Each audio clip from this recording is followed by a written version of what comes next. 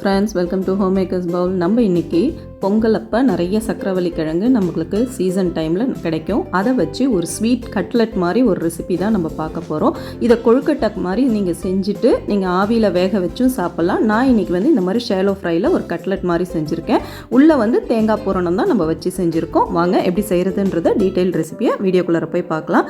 இதுக்கு ஒரு 1/4 கிலோ அளவுக்கு சக்கரவள்ளி கிழங்கு நான் எடுத்திருக்கேன். இதை நல்லா நம்ம தோல் சீவிட்டு குக்கரில் நல்லா கொஞ்சமாக 1/4 கப்பு பால் ஊற்றி நம்ம நல்லா வேக வச்சுக்க போகிறோம். வேக வச்சு நல்லா வெந்ததுக்கப்புறம் மேஷ் பண்ணிவிட்டு நம்ம இது கூட மாவு சேர்த்து நல்லா கலக்கும் பொழுது இது நல்லா வெந்து வந்தால் தான் நல்லா நமக்கு மாவு பிசைய வரும். அதனால் இந்த மாதிரி நல்லா தோல் எடுத்துட்டு நீங்கள் கட் பண்ணிவிட்டு குக்கரில் வேக வச்சு எடுத்துக்கலாம்.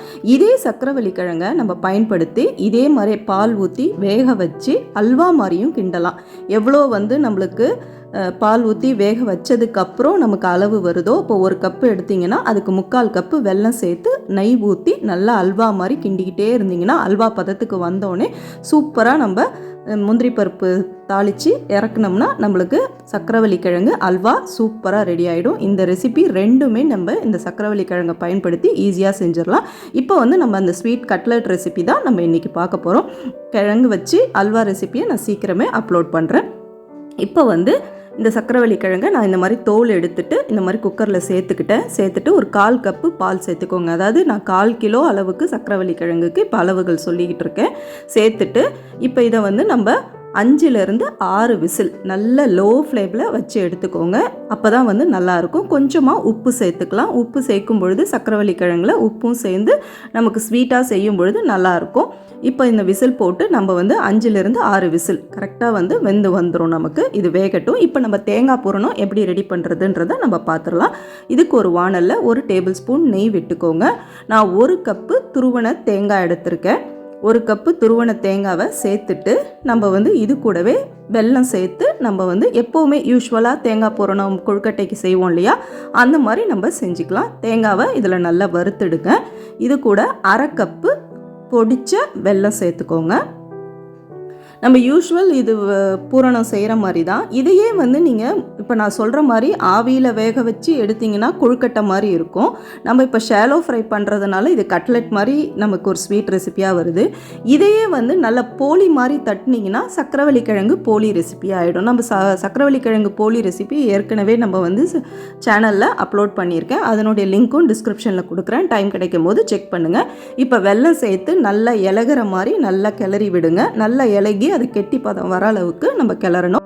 நல்லா கெட்டி பதம் வந்ததுக்கப்புறம் நம்ம 1/2 டீஸ்பூன் ஏலக்காய் பொடி சேர்த்துக்கலாம். இது கூடவே ஒரு 1/4 டீஸ்பூன் சுக்கு பொடியும் நான் சேர்த்தேன். அது வீடியோவில் ஸ்கிப் ஆகிடுச்சு. இப்போ இந்த மாதிரி நல்லா கெட்டிப்பட்டு வந்துருச்சு. இது ஆறட்டும். ஆறினோன்னே இதை உருண்டைகளாக நம்ம உருட்டி தேவையான அளவுக்கு ஷேப்புக்கு உருண்டை உருட்டி வச்சிடலாம். இப்போ இது ஒரு ஓரம் இருக்கட்டும்.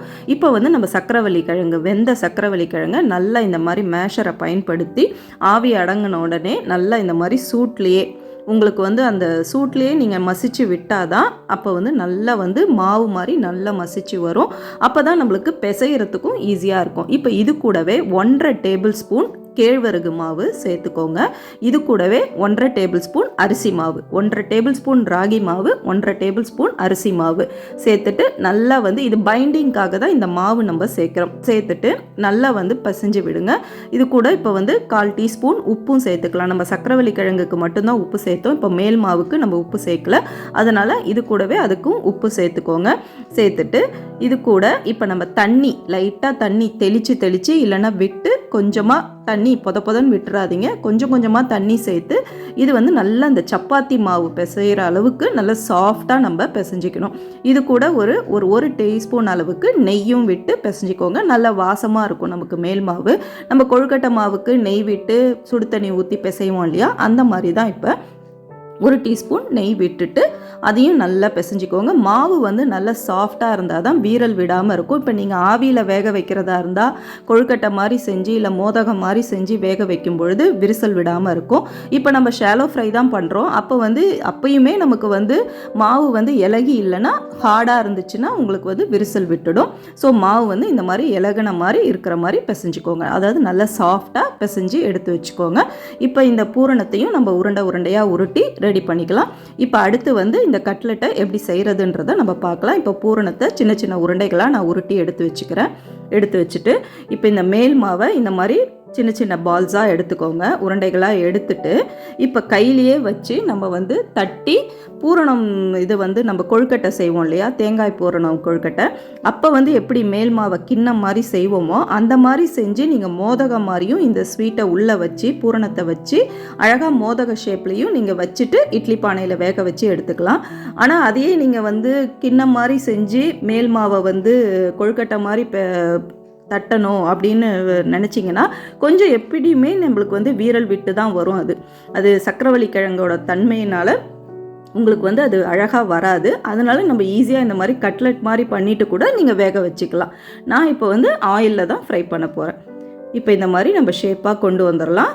இப்போ பார்த்தீங்கன்னா இந்த மாதிரி ஆயிடுச்சு. இப்போ இதே மாதிரி எல்லாத்தையும் நம்ம ஈஸியாக செஞ்சு வச்சிடலாம். இப்போ இந்த மாதிரி செய்யும்போது தான் நான் சொன்னேன், கிண்ணம் மாதிரி செஞ்சு கொழுக்கட்டை ஷேப்புக்கு பண்ணிங்கன்னா வீரல் எப்படி இருந்தாலும் விடுது. நான் இது 2 தடவை இந்த ரெசிப்பியை நான் செஞ்சு பார்த்துட்டேன். எனக்கு எப்படி இருந்தாலுமே அந்த வீரல் விடுது.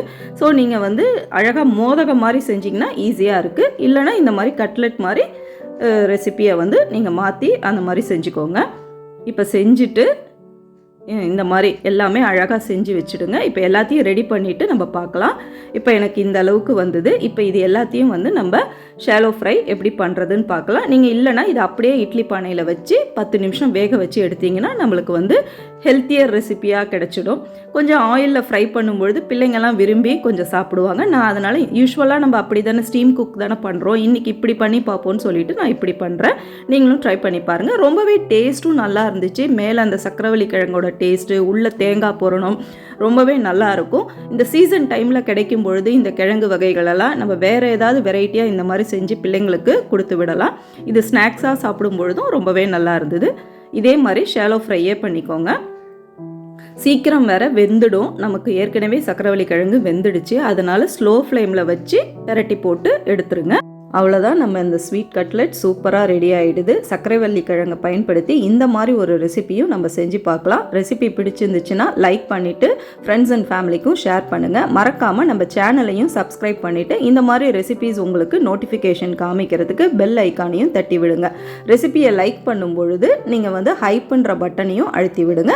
நம்ம இந்த மாதிரி ஒரு இன்ட்ரெஸ்டிங்கான ரெசிப்பியில் சீக்கிரமே சந்திப்போம். தேங்க்யூ.